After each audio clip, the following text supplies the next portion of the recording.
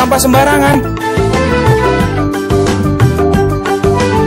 Udah tahu sampah biang masalah, buang sampah pada tempatnya lah.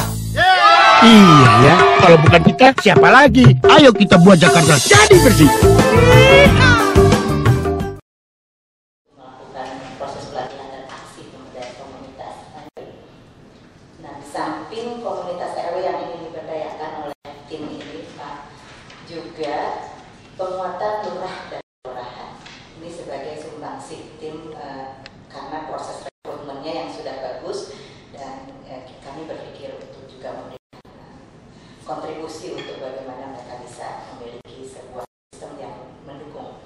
Mendengarkan beberapa orang lurah yang ternyata mereka sangat antusias yang ini akan dilakukan di tahun 2014 untuk menemukan kenali dan merumuskan bersama hal-hal yang terkait dengan merit sistem yang Pak sedang coba untuk kembangkan. Jadi intinya di situ bisa juga sekaligus memberdayakan masyarakat yang ada di kelurahannya. Lanjut, di samping itu juga cita-cita ini Pak untuk kita menjadi semacam pusat center of excellence. Saat ini kan Malaysia punya, kemudian Singapura punya, beberapa negara dan itu punya itu Pak center apa capacity building center gitu. Jadi kita juga ingin membuat itu dengan networking yang sudah ada. Jadi kita tidak memulai dari nol, kita menggandeng mitra-mitra strategis yang saat ini juga ada di sini. Jadi kira-kira demikian dengan pendekatan network of excellence kita akan coba membangun sebuah knowledge management yang ini ujung akhirnya itu nanti akan memperkuat proses perencanaan dan pembangunan di proses Jakarta. Kira-kira lebih demikian Pak. Terakhir, lanjut. Ini kira-kira tim perumusnya yang tentu walaupun ini hanya sekian lembar, tapi prosesnya ini beberapa kali, jadi beberapa kali diskusi dan melalui berbagai proses berdiskusi, perdebatan dan perumusan yang kelihatannya sederhana, namun jika kita ingin elaborasi di 2014 dan seterusnya, hal ini memerlukan kesungguhan dan pengetahuan Bapak untuk hal ini. Demikian Pak, terima kasih. Assalamualaikum warahmatullahi wabarakatuh. Terima kasih Bapak Ibu. Saya kira mungkin pendapat Bapak Ibu yang lain silakan. Saya di sini menanyakan aja. Silakan.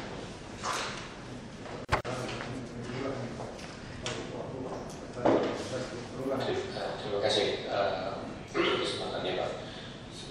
Saya ingin menguatkan bagaimana kalau kita memperkuat masyarakat itu diikuti juga oleh penguatan birokrasi, khususnya birokrasi di depan. Oleh karenanya memprofesionalkan lurah dan kelurahan menjadi penting. Ada dua hal yang mungkin baik dilihat. Pertama adalah penyempurnaan produk hukum yang mengatur itu. Kedua, memberi peluang sistem insentif yang cukup baik buat lurah. Dan ada hal yang penting dari pertemuan kami dengan lurah adalah bagaimana ada mekanisme dialog dengan mereka. Ini posisi yang saya pikir menjadi menarik karena ternyata waktu kita undang mereka merasakan ini baru pertama kami didengar. Saya pikir itu, dan ada hal lain yang ingin kami ungkap adalah bagaimana kelurahan juga didekatkan oleh sistem hybrid finance. Saya sebut hybrid finance untuk menguatkan fungsi pemerintahan yang mulai dekat dengan sistem keuangan yang betul-betul. Karena kalau dilihat kasusnya kan selama bantuan itu dilakukan kemacetan menjadi tinggi. Tapi kalau kita buat hybrid di mana pembiayaan kegiatan usaha masyarakat itu berkaitan dengan sistem perkreditan tanpa bunga, itu yang akan kita cari inovasinya. Kemudian yang menjadi usul juga adalah bagaimana Pak Lurah itu punya pola perancangan yang cukup baik dalam manajemen musrembang. Itu yang kita ingin coba karena proses pemerintahan dan sistem keuangan menjadi penting. Terima kasih Pak.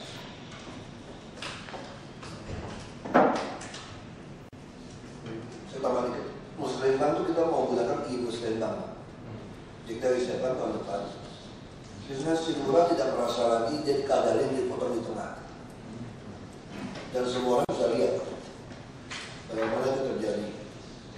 Karena persoalan lurah di kita yang besar itu adalah kesalahan lama soal anggaran, tidak melihat dulu. Dan lurah, kelurahan atau sekretarisnya bendara sebagian masih main. Dan ada oknum aparat memeras mereka minta setoran. Saya tahu nih, Bapak Lurah ngumpulin duit ini.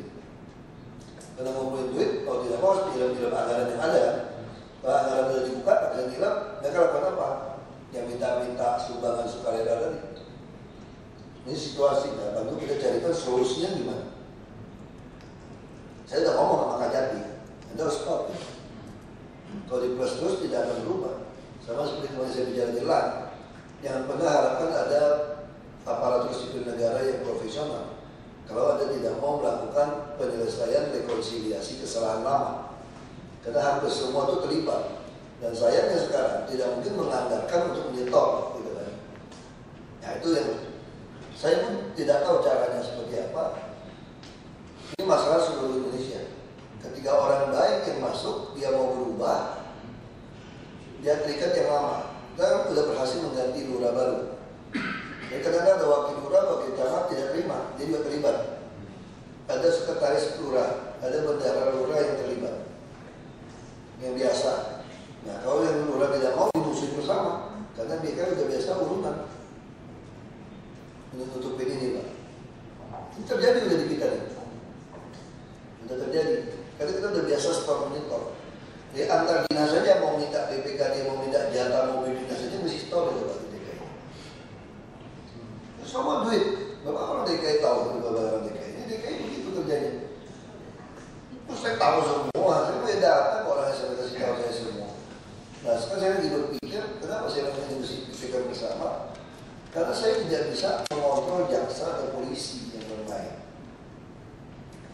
LSM yang tanda kutip pindah store dulu kan tidak dikeluarkan Pak, tanda ketiga Pak. Jadi lurah itu leluasa, uang sampah, uang apa, ya sekarang itu masih ada, tapi itu juga tidak ada yang pemerasan. Nah itu yang kita harus pikirkan. Kalau saya tambah bunga tadi, kami lagi berpikir, saya mau menyerahkan ke Bank Syariah Mandiri DKI untuk mengontrol uang ini. Saya sudah bicara beberapa kali dengan UMKM, segera dengan Bank Syariah Mandiri itu untuk kerjasama, mereka lebih profesional dan lebih besar kan. Karena kalau orang merasakan uang pemerintah boleh dicolong gitu, heran gitu, iman kita. Kenapa mungkin juga dia juga nyetor untuk dapatkan itu Pak? Kalau dia nyetor, kan saya udah nyetor, mereka cuma tukar duit, berapa pun habis. Saya tidak tahu dari profesor itu banyak. Saya berpikir kita harus berani sebuah rekonsiliasi untuk hal tadi. Kita mesti berani putus. Yang ke depan kalau maling penjara aja. Tidak ada pengampunan. Sekarang saya ampuni karena semua orang lakukan. Tapi ke depan harus lakukan. Kalau tidak mau berapa triliun pun dicolong gitu. Sama sih itu rumah susun. Kenapa sekarang bisa punya stok rumah susun gitu banyak? Anda kalau jual sewa, pidana 6 tahun, coba aja Mas saya. Kok jabat tinju Pak, saya Pak itu pengurus rumah susun itu. Kita punya. Kalau tidak mau bangun berapapun rumah susun, karena ini kejiwaan kan Pak. Misal saya PNS, saya menyerahkan kepada orang kurang beruntung rumah susun. Dia jual 45 juta. Kita panggil dia, bisa di daerah Kemayoran. Kenapa Bapak jual? Oh saya dari kecil sampai 67 tahun miskin, tinggal di pinggiran sungai. Sekarang ada 45 juta di rumah susun, saya bayar ke pinggir sungai. Kawin lagi saya bikin rumah bagus, jualan voucher segala macam. PNS yang melihat ini sebagai manusia Pak ya, sebagai ini manusiawi ini. Dalam hati saya kurang ajar. Kalau itu kenapa nggak saya pajakin aja? Semuanya mau dapat rumah susun tuh udah mau jual kan? 5 juta atau 10 juta, ada 8 juta, ada 20 juta. Toh orang juga berani ambil, karena pasarannya begitu. Ya bayangin kalau 10 juta saya bikin 1000 rumah susun, 10 miliar saya bagi-bagi di dinas perumahan. Di rusun. Itu yang membuat orang miskin tidak pernah dapatkan rumah susun. Sekarang orang miskin menikmati rumah susun. Kita tidak cukup. Kenapa? Karena tindakan hukum. Saya mau share ini aja. Saya tahu bapak-bapak penasihat kami sebetulnya. Bapak saya terlalu kasar, dan banyak yang kritik saya terlalu kasar. Tapi menurut saya sudah setengah lebih jinak sekarang sebetulnya. Karena saya sudah muak dengan cara seperti ini. Kan gak ada pilihan Jakarta itu sebetulnya. Semua kita tahu. Penegakan hukum tidak ada. Sekarang pengusaha bapak kira dudukin ruang terbuka hijau kita, empang waduk kita, orang miskin. Bukan. Orang kaya Pak. Orang miskin itu nyewa dari dia. Ditaruh alat berat segala macam. Saya bilang harus pidana. Kalau nggak pidana pun dia diperes oknum jaksa pengadilan biar aja diperes. Jadi kita laporin. Nah ini pemikiran. Ya saya nggak berani mengklaim pemikiran kami lah. Karena Pak Jokowi tidak pernah mau menyatakan sekasar begitu. Tapi satu hal Bapak Ibu perlu tahu, Pak Jokowi nggak pernah negur saya. Beliau happy saja tuh, mau beres kerjaannya. Nah itu aja. Ya kan bahkan untuk menentukan mau coret siapa, mau ganti siapa, beliau tuh tanya sama saya. Itu satu gubernur yang baik. Karena beliau merasa saya lebih mengerti, lebih kenal personelnya siapa. Sampai sekda mau siapapun beliau tanya. Artinya ya oke gitu. Bagi beliau saya masih oke gitu kan. Kalau kita oke kan dicuekin kayak tempo hari gitu loh. Kalau gubernur mau buang wakil gampang, dia bilang sama semua SKPD, nggak usah dengerin itu, nggak usah diajak finish dia langsung. Wakil itu langsung selesai itu, gampang sekali cara politik. Mungkin Pak, Bapak Ibu, silakan. Yang berapa lain. Tapi itu kita ingatkan aja bukan. Saya udah bicara sama Mandiri Syariah. Saya pengen semua berbasis syariah. Jadi impian saya sebetulnya dari dulu waktu saya bupati, saya pengen sampai sawah pun tidak dibagikan kepada rakyat. Kalau bagian kepada rakyat jual semua. Kesel saya. Kenapa itu sertifikat? Transmigran dapat jual per Papua. Lalu ini dipegang orang nggak digarap sawahnya. Nah saya punya impian. Ini bahasa revolusi Prancis kalau saya nggak salah. Rakyat tidak butuh ladang gandum. Dia butuh roti. Jadi saya sudah punya mimpi. Sawah apapun yang kita punya, baik itu rumah susun nggak boleh dijual, nggak boleh disewakan, hanya restitusi. Pasar rakyat tidak boleh disewakan 20 tahun ke muka, bayar harian. Pembagian hasil bagaimana? Saya kita modelin. Bila 90-10 Pak, atau 80-20. Jadi kalau pakai uang kita, Bapak kerja, kalau udah untung, pembagian hasil itu 80 buat yang kerja. Kalau sistem sawah di Indonesia, kalau pemerintah pusat beli sawah-sawah di Jawa yang mau dijual, tidak boleh rumah peruntukan semua sawah irigasi, saya beli. Penggarap sawah dari Tasik, dari Indramayu, segala macam itu, Anda garap dengan bibit, pupuk, obat, hasil saya beli kembali, 80 buat Anda. Semua penggarap ada kerja dengan baik. Makmur Pak, dia bisa beli tanah. Kenapa kita tidak mau niru seperti ini? Begitu impian saya dari dulu. Jadi saya maunya seperti ini, di sistem syariah. Itu kita lakukan. Inilah ekonomi kerakyatan. Tapi kita juga ekonomi kerakyatan bangsa ini, proklamator kita bukan anti pasar global.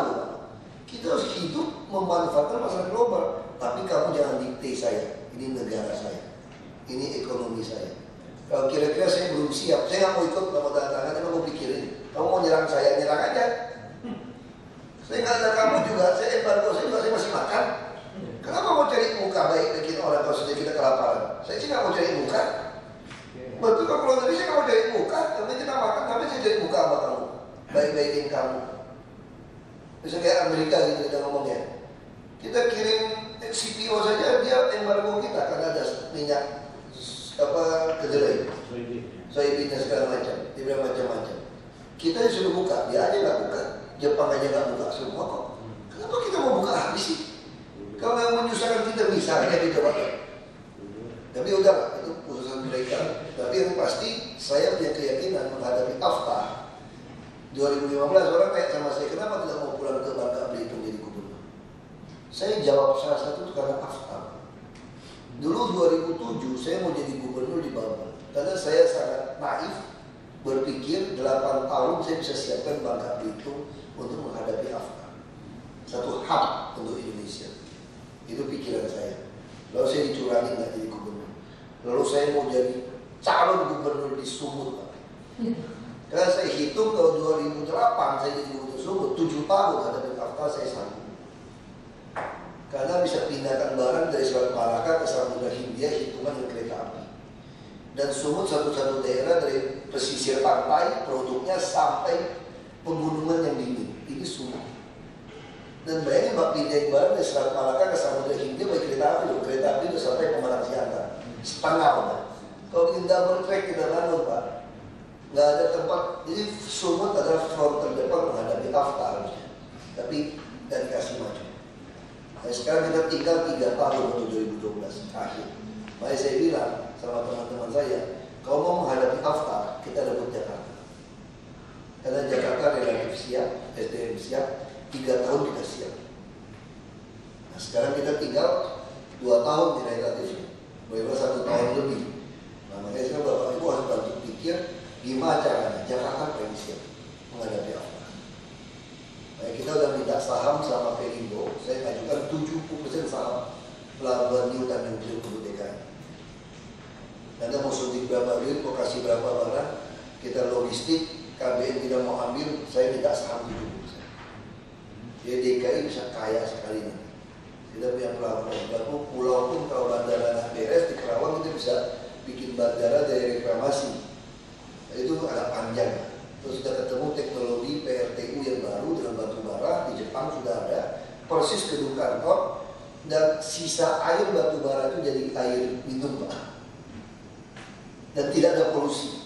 Jadi kita lupakan PRTN sekarang. Kita dengan batu bara kita begitu besar, batu bara kadar kalori begitu besar. Shanghai Cina kan polusi karena teknologi batu bara dulu masalah. Makanya orang berpikir kalau mau besar tidak mungkin batu bara beralih ke PRTN. Terus sekarang nggak usah. Teknologi berubah. Semalam saya baru BBM ngobrol sama Dirut PLN Pak Nur. Dan bumi ini masih banyak orang baik-baik, bagus-bagus Pak. Jujur aja Pak, masih banyak orang bagus-bagus dan bumi ini. Pak Nur itu masih bagus, karena saya pikir kita masih fine. Nah, tinggal Bapak Ibu yang udah lebih pengalaman dari kami, kasih kami masukan. Benteng pertahanan Afta kita di DKI, seluruh Indonesia nggak ada yang siap. Kita harus punya draft air yang 20 meter. Minimal 18 meter, sehingga kita mampu giring barang-barang murah. Nah, kita harap presiden bisa baik, kalau bisa hemat 20% APBN, kita bisa punya pelabuhan laut dalam di seluruh Indonesia. Hari ini kita kirim jeruk dari Pontianak ke Jakarta lebih mahal daripada jeruk dari Cina dan Australia ke Jakarta, karena kapasitas kapal. Itu persoalannya juga. Padahal mereka memetik jeruknya bayarnya mahal dari mereka gitu kan. Nah, ini sharing saya saja, tapi saya senang ini. Kadang-kadang saya tidak sabaran lah kalau ada optimalisasi 2017 itu. Karena yang kita bapak cerita dari Afta harus di-press terutama. Kalau soal duit kita punya, yang penting realnya apa? Kita tahun depan itu udah 70 T loh. Cuman malu saya tulis 70 T gitu. Nanti angka 4, tapi dia bilang tolonglah 69,5 boleh nggak Pak? Kalau dari 40 T ke 70 T kan kesannya 3 angka tidak enak gitu Pak. Ya udah dia 69,5 nih tadi perubahan dari 70. Dan dengan e-budget ini nanti katakan DPR kita setengah jalan. Nanti menyerahkan ke Mendagri saja kita sudah ada Silpa coba gitu. Kan mereka semua maksudnya sembarangan kan? Itu sebuah kesatuan e-budgeting. Waktu serahkan tanggal 27 ketok Palu, menyerahkan ke Mendagri, udah langsung Silpa. Konyol di DKI. Karena semua gila-gila ini sistemnya. Artinya apa Pak? Kita punya uang banyak Pak. Nah, harus dipikirkan apa? Soal tadi modal padi, kita bangun supaya nanti pasar rakyat terpadu. Rumah susun di atas, kereta api sudah setuju. Semua yang namanya tempat-tempat kereta api tanah yang luas-luas, kita bangun stasiun kereta api di bawah, atas itu rumah susun pasar semua di situ. Kalau tidak kita akan kalah sama minimarket. Dan kita nggak bisa melarang minimarket. Karena kebutuhan orang sekarang pulang kerja nggak ada pasar tradisional, dia jauh dari rumah yang mampir minimarket. Tapi kalau kita punya pasar di atas ada penghuni, itu kan ada captive market, super blok, pasar rakyat yang bersih itu. Dan ini Jakarta. Nah ini ekonomi kerakyatan. Distribusi, kita udah mulai training Alfamart saya bilang, Anda mau buka terus boleh, Anda latih SMK kami.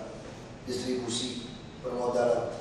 Kita punya duit banyak Pak. tinggal Bapak Ibu bantu kami pikirkan gimana actionnya gitu loh. Maksud saya jangan yang seperti kuliah-kuliah lagi Pak. Saya nggak sempat kuliah lagi Pak. Jujur lah, saya pergi Jakarta ini saya nggak perlu latihan otak. Karena Bapak Ibu lebih pintar dari saya tinggal dengar kasih tahu saya maunya apa.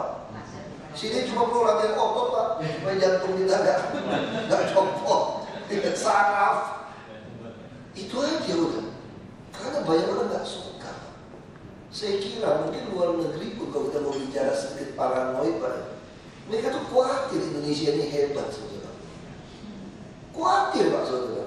Mereka diadu domba, dimainin, asasnya HAM apa, mesti beda dong. HAM-nya hamburger sama HAM tuh mesti beda. Mindai orang ke tempat yang lebih baik bukan melanggar HAM, itu cuma hamburger yang dilanggar. Bisa datang PBB ke sini. Yang mulai belajar itu ngoceh-ngoceh semprot. Saya mindai orang lebih baik apa yang salah? Dewa itu salah mereka lakukan. LSM kita juga banyak keblinder ya. Nah, ini kita harapkan LSM plat merah kita ini nih Pak, yang harus bisa lebih aktif. Kasih kami masukan Pak. Kami walaupun kami mau dengar kok Pak, jujur aja Pak. Cuma kadang-kadang kalau ngomong sama-sama saya malas dengar, waktu saya habis. Saya sudah tahu, kalau saya lebih tahu dari Bapak yang punya usulan, saya udah malas dengar Pak. Saya pengen kasih tahu yang baru dong, yang implementasinya apa. Saya terlalu banyak dengar udah nih, yang baru itu. Nah terus actionnya apa? Jadi saya kan ini 2017, saya kan kasih saya dorong. Menarik sih Pak. Jadi memang di satu sisi memang kita membutuhkan suatu langkah aksi yang segera. Bapak sudah begitu banyak menyampaikan banyak hal, langkah-langkah strategis dan intervensi yang harus segera dilakukan atau sebuah yang sangat besar. Tapi dari sisi kita juga mungkin perlu membangun semacam long term vision. Nah ini yang mungkin central lokasi dari yang disampaikan ke Uci Tuti. Kita mencoba juga memberikan masukan dalam konteks jangka panjang. Jadi mungkin visi Jakarta 2030, walaupun kita tahu Jakarta ada visi dan misi.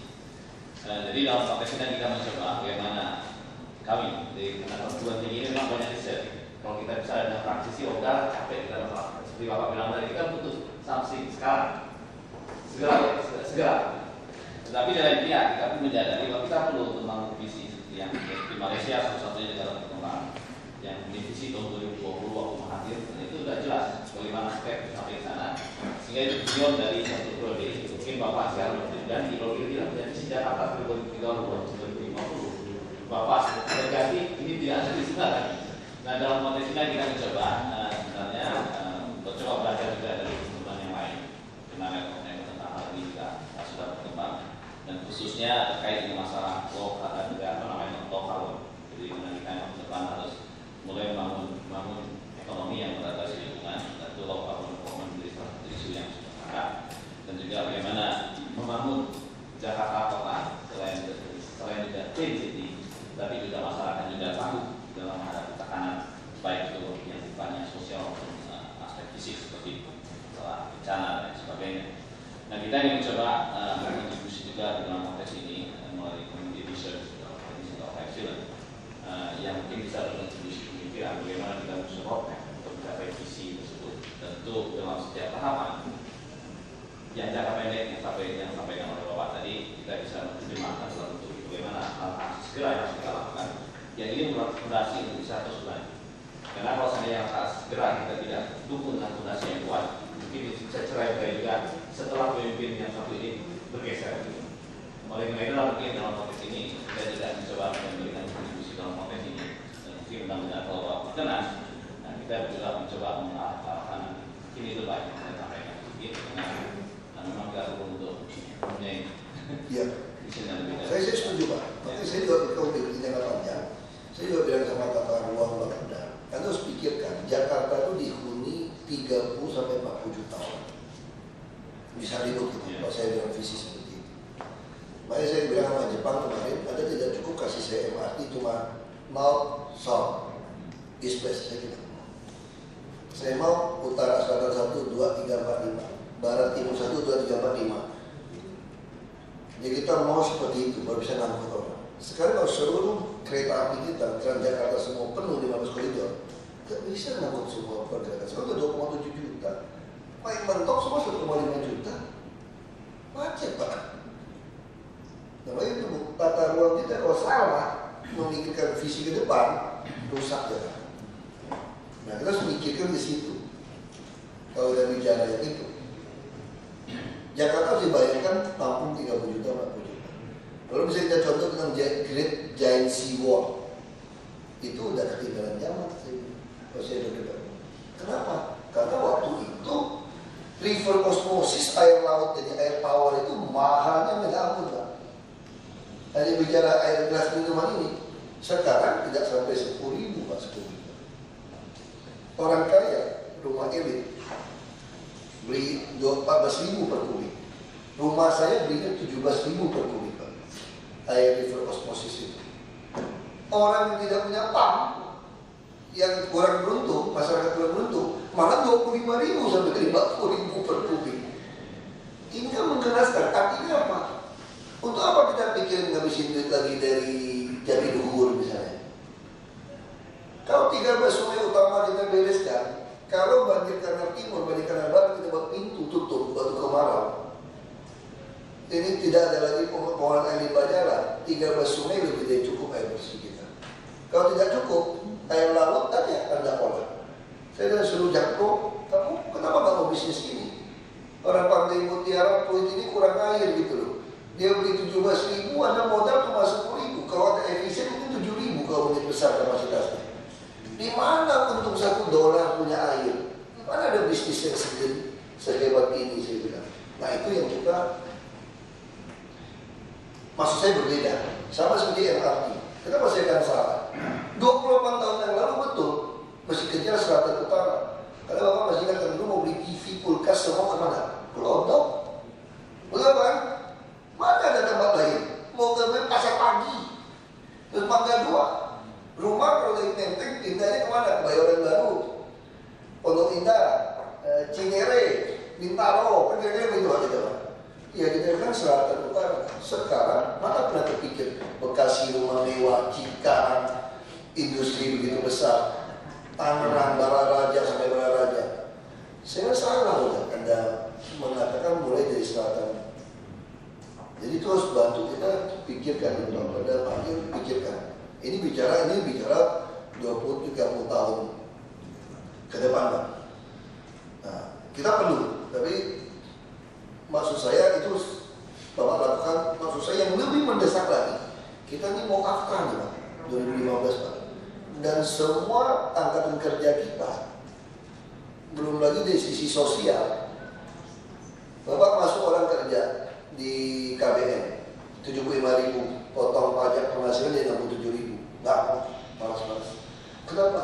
Di Jakarta cuma maju, plit, mundur, stop. 3 jam 100.000 Pak. Oke.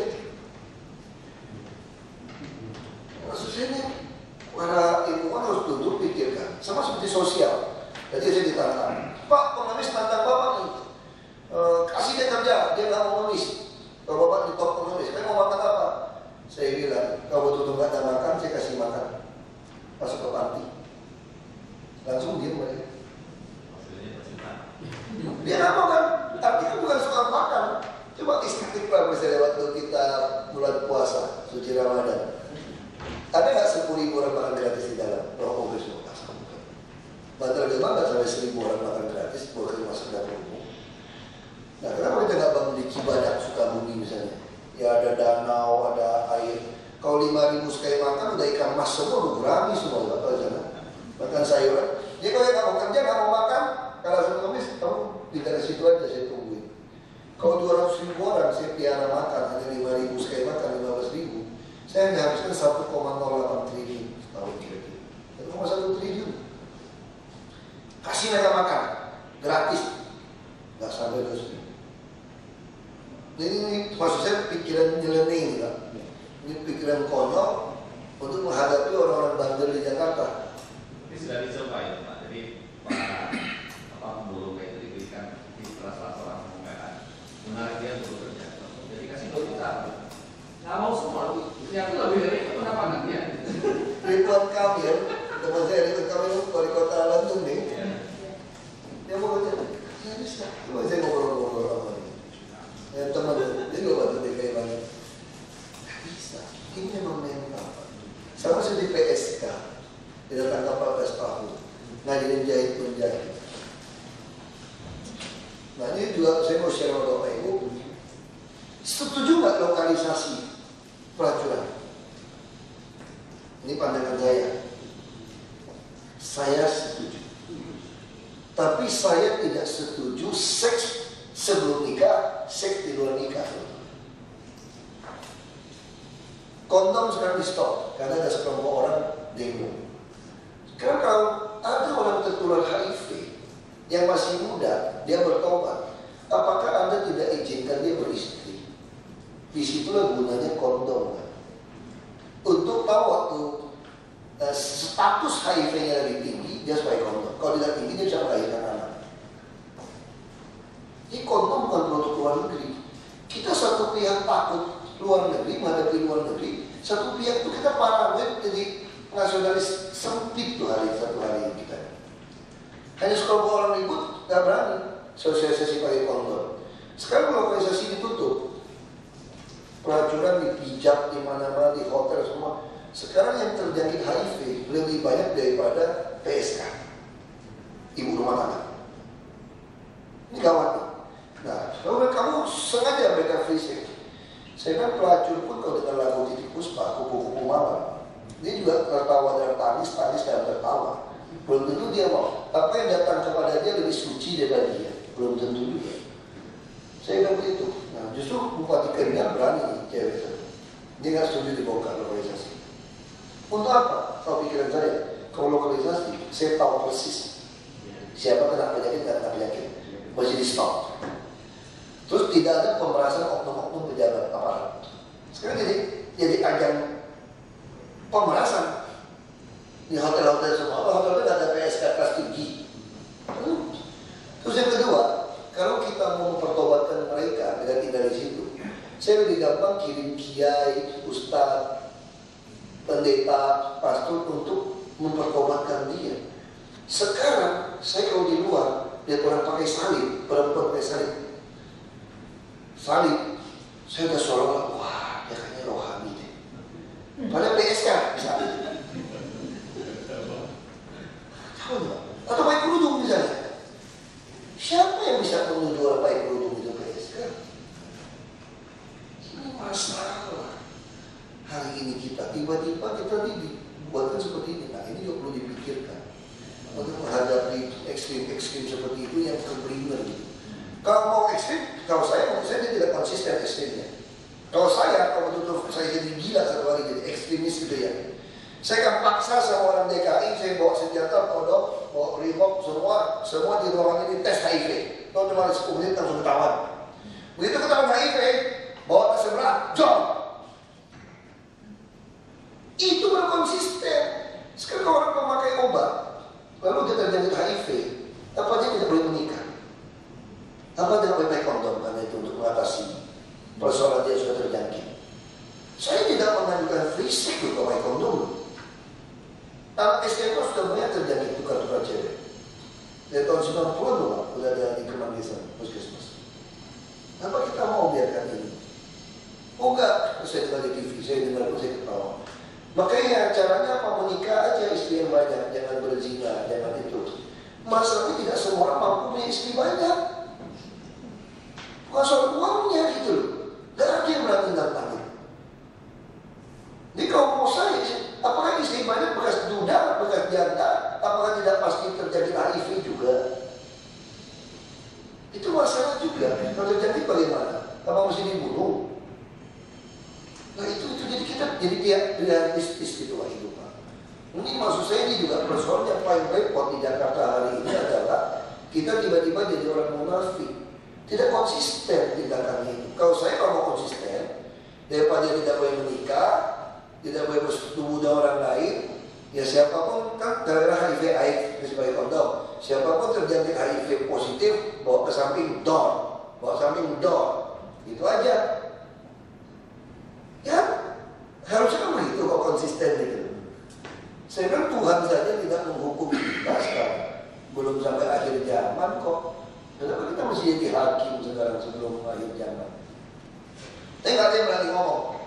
juga mesti dipikirin situasi sekarang. Ini negara ini capek sekali. Nggak ada yang berani ngomong. Apakah koruptor sama pelacur tidak sama dosanya? Koruptor juga bunuh banyak orang. Pelacur masih belum tentu loh kalau dengan lagu di Puspa itu saya bilang. Belum tentu dia lebih tidak baik. Nah, saya pikir ini jadi masalah kita hari ini. Jakarta itu mengerikan Pak penyebaran HIV-nya. Banyak tempat-tempat pelacuran yang hebat. Tidak pernah tuh di demo, ormas-ormas tidak pernah. Tak pernah. Nah, orang kalau selingkuh di apartemen, di hotel pelacur-pelacur, itu nggak sama juga. Kita nggak bisa menghakimi kan. Nah, saya cuma ingin Jakarta ini bebas HIV, semua harus dites secara sukarela dan kita bantu dia obat gratis. Nah, kalau dia terjangkit harus pakai kondom. Kalau dia nakal pakai kondom. Kita harus mendidik orang. PSK 500.000 ke bawah yang kasihan tidak beda yang tawar-menawar nggak bisa pakai kondom. Jadi yang terjangkit justru yang bawah. Ini masalah bagi kita.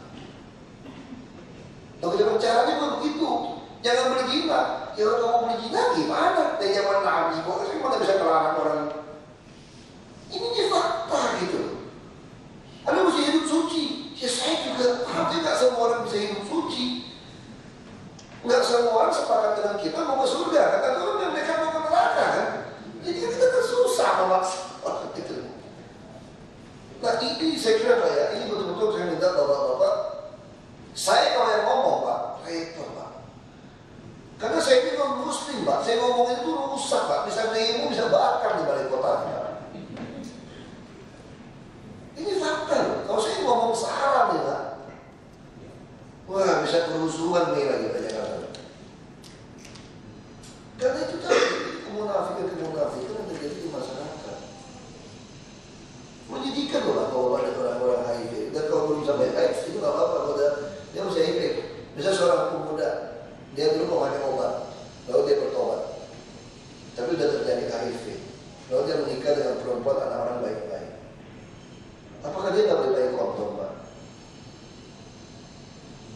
Dan istrinya belum terjangkit, dia tahu kalau dia statusnya turun dia bisa punya anak, dokternya bisa hitung. Apakah dia tidak boleh pakai kondom? Sebagai suami istri.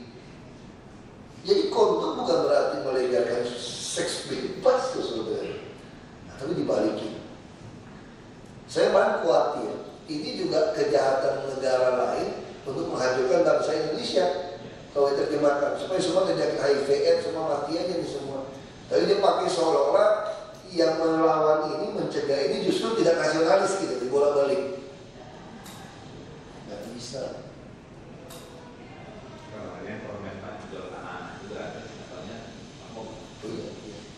Dia aja pengaruh.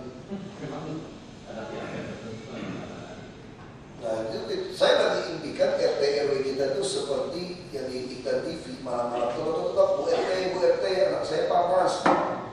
Nah, saya lagi mau pikirkan gimana caranya RT RW itu dipecat aja itu.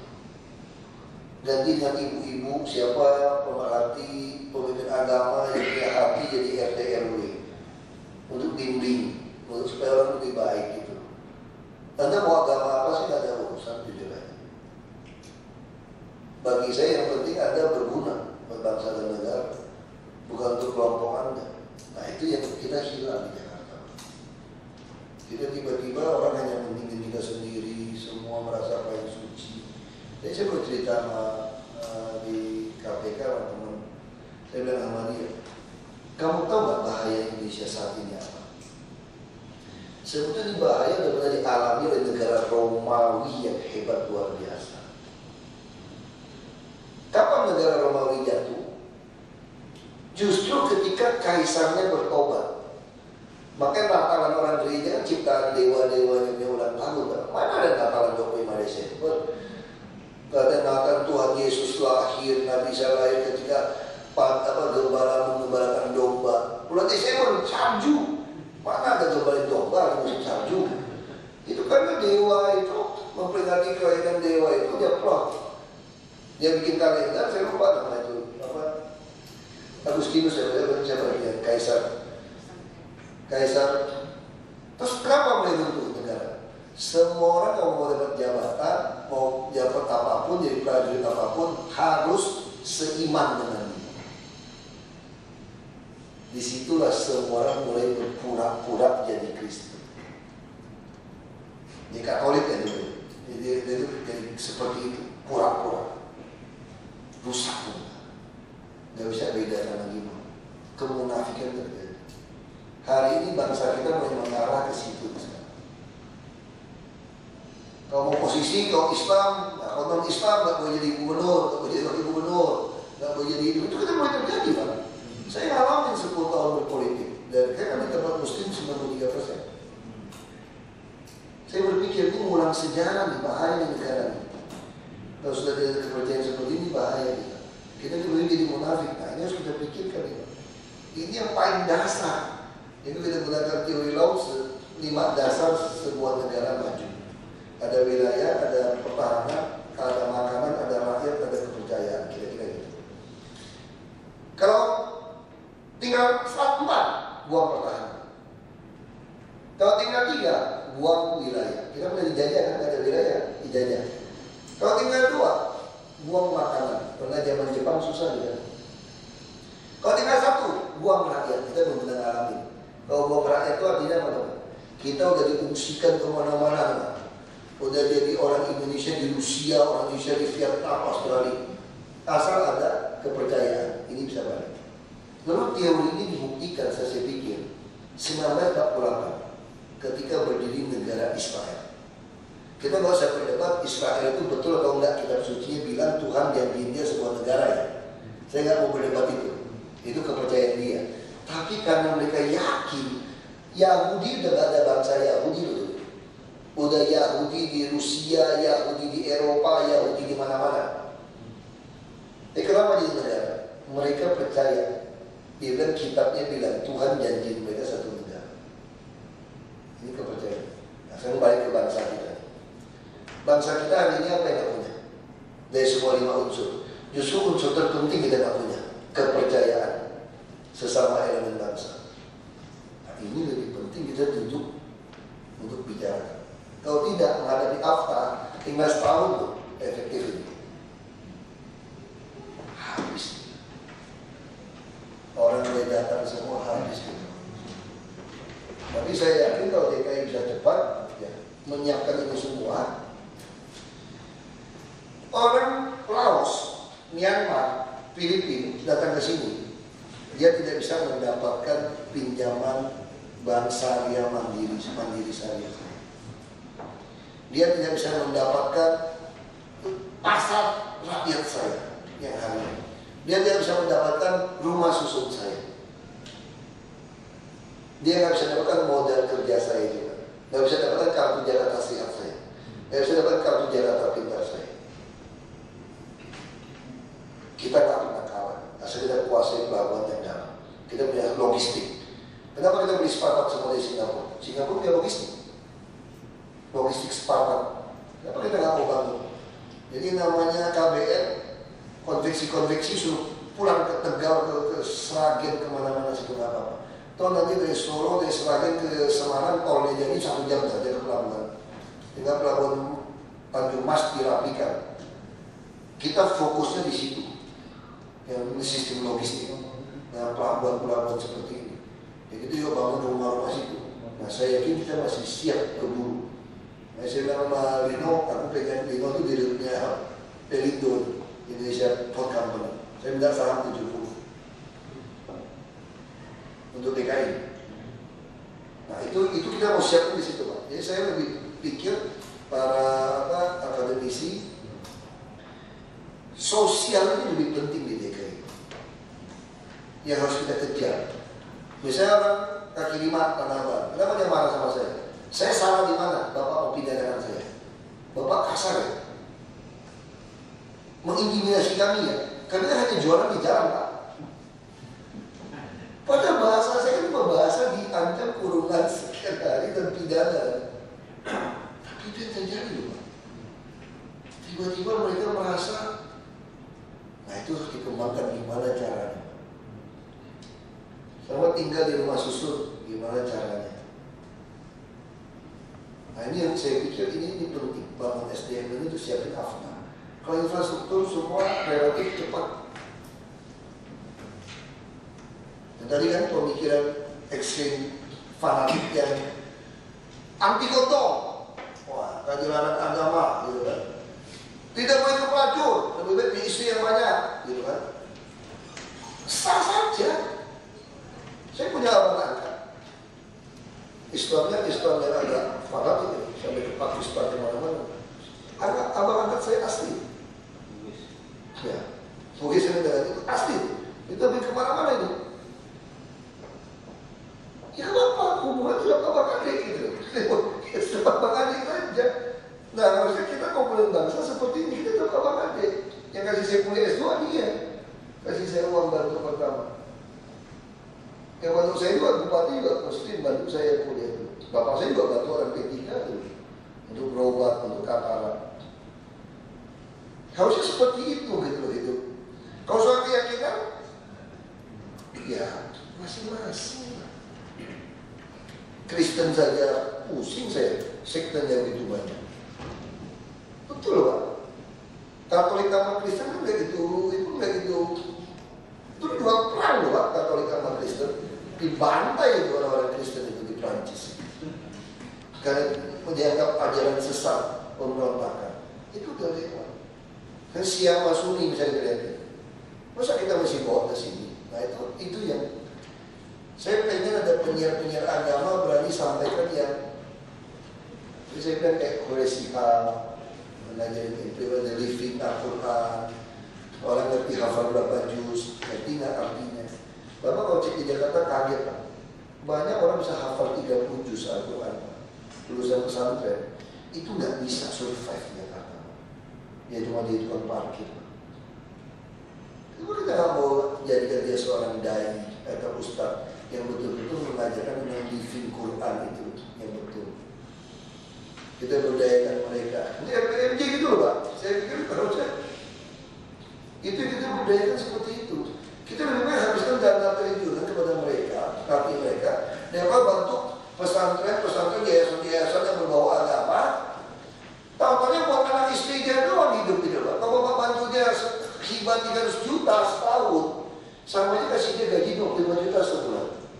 Mampu aja biar istri 2, 3 punya anak-anak, misalnya gitu. Nah kita mau yang lebih jelas, implementasi. Lebih jelas. Orang kritik saya stop, saya nggak bisa meditasi seperti itu. Kalau betul-betul perhatian orang tua ini bisa hafal 30 juz, nggak ngerti artinya apa. Banyak Pak di DKI Pak, hafal. Kenapa nggak mau nyuruh mereka dilatih dengan baik untuk memberikan dakwah-dakwah yang lebih baik? Ini di tempat ada pengakuan yang lalu orang Islam jam 3 udah teriak-teriak suruh sholat subuh. Gawat marah. Kenapa sih kamu mesti teriak-teriak orang pulang Jakarta udah capek jam 3 kamu suruh bangun? Kalau kamu nggak ada kerja, nongkrong doang di masjid situ kan? Ini yang marah orang Islam. Dan sama saya juga nggak lagi ngomong. Kalau saya ngomong bisa pecah perang dunia ketiga ini. Ini memang. Maksud saya kita butuh orang-orang yang ngerti konsep agama dengan baik, yang bisa terangkan. Nah, itu kita butuh kayak gitu. Ya, saya mohon maaf nih Pak. Saya tadi mau dengar Bapak yang ngomong lebih banyak. Kayaknya saya yang ngomong lebih banyak, itu kebiasaan jelek saya itu Pak. Itu jeleknya saya di situ Pak. Kalau Bapak udah diam, saya udah gagal ngomong udah Pak. Karena banyak saya ingin sampaikan. Karena saya dibawa di punggung sudah. Digeser waktu begini. Iya, terima kasih Pak. Ada isu bukan isu kajian. Mencoba mencetak Jokowi Ahok lebih banyak. Jadi di fenomena Bapak dan Pak Jokowi ini sedang diamati, sehingga kita berharap bagaimana kita bisa mencetak seperti ini lagi di tempat lain. Nah, di dalam itu yang beberapa hal yang ditemukan. Di antaranya tadi luar biasa gitu. Dalam program-program yang selama ini, kalau mungkin Bapak tidak sabar misalnya, harus dimaklumi bahwa kita biasanya kalau dalam sebuah program biasanya ada pemodelan, kemudian uji coba, terus ini. Tapi kan di dalam kepemimpinan yang sekarang tidak demikian. Tabrak dulu, jalan dulu, bagaimana diperbaiki sambil jalan gitu. Nah, di dalam sisi pandangan yang konvensional itu kan namanya trial dan error project. Nah, untuk mengawal kami mendukung Bapak untuk ini. Sebenarnya kami mendukung siapapun pemimpin yang berpihak kepada kepentingan rakyat. Nah itu menurut kami program seperti itu dijadikan semacam action research. Jadi ketika yang penting adalah dalam action research itu bukannya intervensinya apa yang harus dilakukan, tetapi adalah tujuannya. Untuk mencapai tujuan Jakarta Sehat, intervensinya ini. Nah, jalan dulu, kemudian ketika di perjalanan ada riset, ada milestone di mana itu siapkan aja Bu, seperti itu. Sama seperti di sekolah MBA.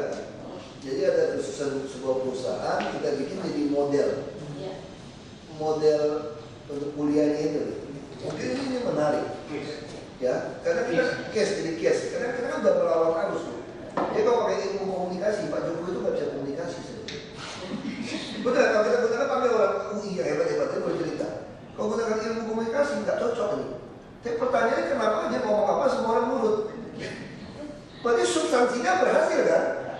Jadi kenapa kita masih belajar teori ini? Karena manusia kan makin mau ke dunia. Mau kiamat kan memang makin berbeda, Bu. Ini kalau pakai ilmu yang lama lagi. Bisa gitu kan? Enggak, tahu kan? Ibu pernah berpikir nggak tukul bisa ditutup, cium cewek cantik-cantik, kalau zaman saya kecil, nggak mungkin laku tukul jadi anak, toh? Aku lu mesti tinggi, ganteng, yang di bawah, gitu kan, yang maco gitu kan? Itu kok laku kan? Ini zaman berubah, mau kiamat kita. Masalah menarik sebenarnya. Kenapa itu menceritakan fakta yang lapangan yang memang kita menyadari itu tahu soal dasar yang ada di sini. Memang untuk bisa menata persoalan ini, salah satu pertanyaan yang sangat mendasar adalah sejauh mana kita memiliki data dan informasi mengenai secara akurat. Nah, tadi kalau kita lihat itu ada penelitian trial and error, juga dari keborosan. Nah, memang dalam konteks ini, ya saya dari modal-modal statistik sudah melakukan suatu survei dan itu pertama kali. BP sudah lakukan survei kan? Dia mau buat RT RW sampai tahu mana yang kerong segala macam keluar itu Bu. Ya, itu ada dulu kan? Ya, itu kita mau. Ya memang maksud saya gini Pak. Pemikiran dari Bapak sebagai pimpinan dari DKI, karena kita mengetahui di seluruh Indonesia itu persoalan data itu inkonsistensinya luar biasa, baik pusat sampai ke daerah. Bagaimana kita bisa berencana yang baik proses data yang benar. Dan tentu Jakarta sebagai salah satu istilahnya memang tulang punggung perekonomian. Itu data Jakarta sangat menjadi sangat mendasar dan perlu strategi yang khusus untuk memperbaiki. Nah, saya ingin mendengar dari Bapak sendiri pemikiran Bapak mengenai hal ini. Kita kalau soal data kita serahkan kepada BPS. Kita udah minta yang spesial DKI sampai bukan lurah sampai RW, sampai RW. Saya kita bisa tahu masalah di sini apa. Nah maksud saya sekarang data ini jadi kita mau lempar bapak-bapak untuk RT RW kita cocokkan di lapangan. Jadi ini semacam kayak remote sensing dan peta dari satelitnya nanti turun seperti itu. Saya nggak tahu bapak ibu masih mau lama nggak? Saya masih ada lepas koin SEA Games. Kasihan berdiri di setengah jam mereka. Atau bapak ngomong dulu saya balik lagi sini dari mana? Atau mau bubar dengan untuk kita bubaran? Kita ambil waktu lagi deh Bu. Untuk hasil BPS bagikan, terus bagaimana bikin studi kasus, kita anggarkan gimana. Saya kira juga bagus untuk dunia pendidikan, untuk UI, untuk yang lain ada studi kasus. Ya, ada satu Pak, ini begini Pak. Saya sangat semangat. Jadi Bapak tahu apa yang Bapak mau nih. Ya, itu yang perlunya dari pemikiran jernih apa yang Bapak mau ini lakukan ada lembaga dan tidak ada dukung. Jadi ya tidak usah tengok sana tengok sini terlalu banyak. Jadi pendekatannya sendiri Pak, apa yang kita mau yang kita lakukan. Ini mohon maaf nih Pak, saya pikir kita bikin aja dulu ini Bu. Ketemu ini, penelitian ini. Jadi kalau mau langsung implementasi, Bapak buat aja proposal mau seperti apa, Pak? Dan kalau Bapak bilang saya tahu nggak, Pak? Saya juga tidak tahu terlalu banyak, Pak. Jadi kalau Bapak tahu nggak main game itu loh, Pak, yang keluar cecak pukul-pukul itu, Pak. Jadi saya Jakarta tuh seperti itu, Pak.